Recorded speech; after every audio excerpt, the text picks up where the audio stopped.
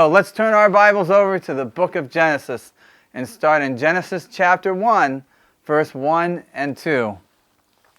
And here the Bible says, "In the beginning God created the heavens and the earth.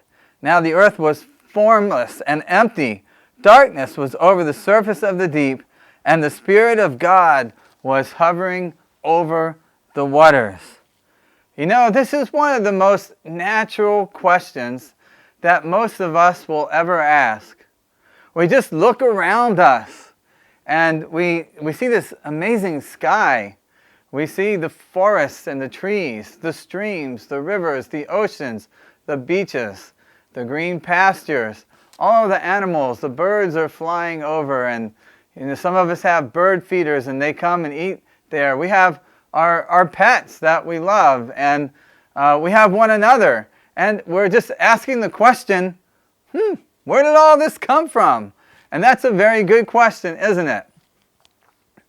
And so this is not simply just a religious question.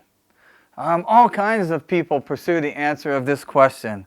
I think about the variety of different sciences where within those disciplines there are people who are trying to answer the question, where did all this come from? For example, in biology and in astronomy and physicists, just to name a few. So many people trying to figure out where everything came from and how did it happen. But also philosophers seek to understand where we came from as well.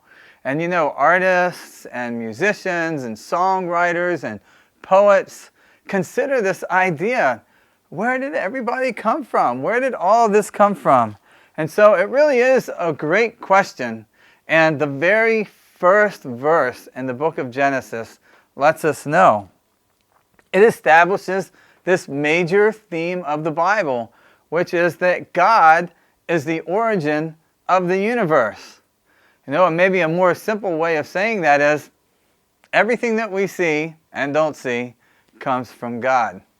That's a major premise of the book of Genesis and a major premise of the entire Bible. And you know, since everything comes from God, it also stands to reason that everything has the potential to point us to God. And that's one of the reasons why I love science so much. And it's also a reason why I love the Bible so much. Because in both cases, there's such a great potential to point us to God.